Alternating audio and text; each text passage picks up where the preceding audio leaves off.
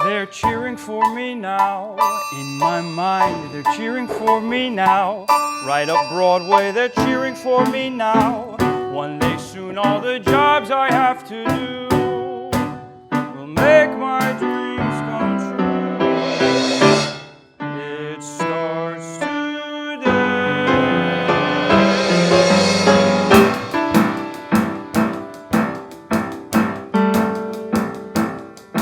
I came here with nothing, like hundreds before me, and millions behind me. You know you can find me in New York. Cheering for me now.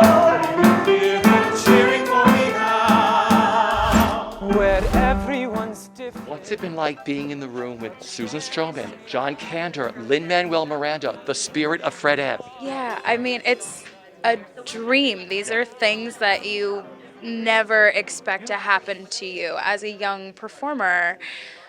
And what's so lovely is that they're all incredible humans. Yes, of course, we know they're smart and they make good music, but they have hearts of gold and they attract really, really wonderful people to them.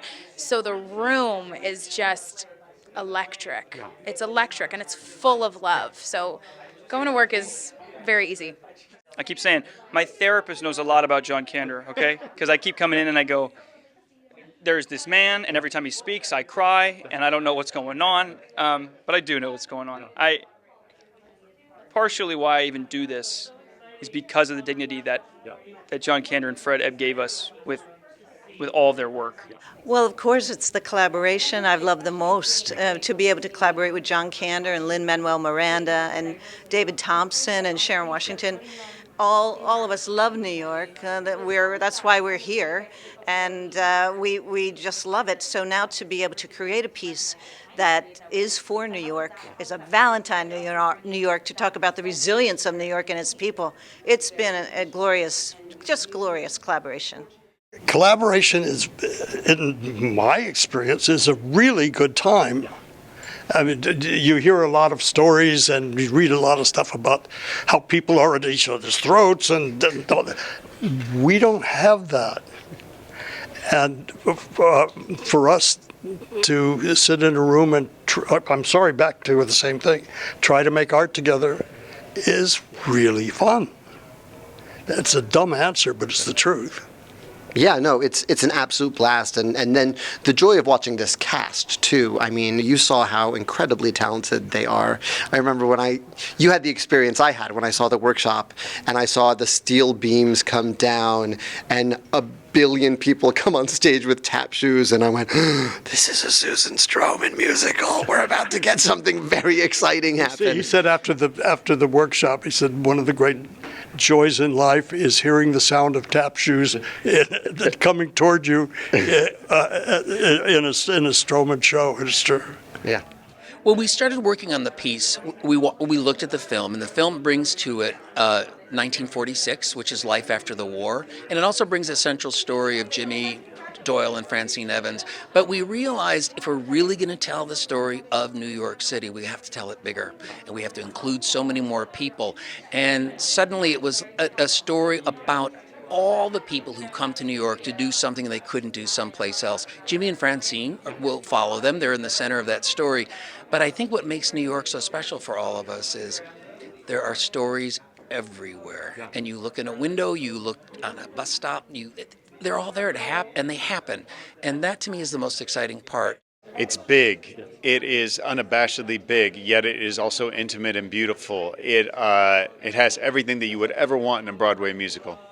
Yeah, it's interestingly, after coming out of this pandemic and the city is still trying to find its footing again, there are a lot of similarities to the story that we're telling, which is it takes place 1946, post World War II. Same thing. They're taking the boards off the windows and they're trying to find themselves again. And so it's crazy because the idea for the show came about before we had a pandemic, but now after the pandemic, it's even more appropriate. Yeah.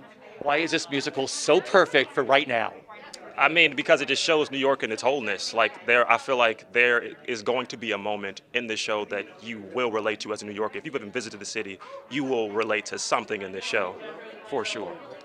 I feel like when the pandemic started and throughout, there was sort of this discourse that New York City was lost, or that it wasn't the same than it used to be, or that it lost this sort of heart. And I think that this show shows so much of the resiliency of this city and how this city pushes through and how this city has really never stopped. And I'm really excited for people to be able to see that the city keeps going no matter what it goes through.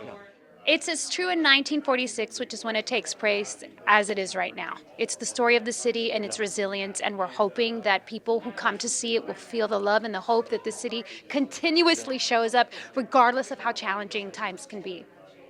Yes, resilience through the struggles, and just getting a glimpse, as well a small glimpse into the lives of these immigrants that cultivated a lot towards this country in 1946. If it is perfect for right now, I think it's because maybe we all need to be reminded, this wonderful place we live, and secondly, that all things are possible. Yeah, I think New York is where people come from all over the world to become themselves, and this show embraces that and holds a mirror up to us in the audience.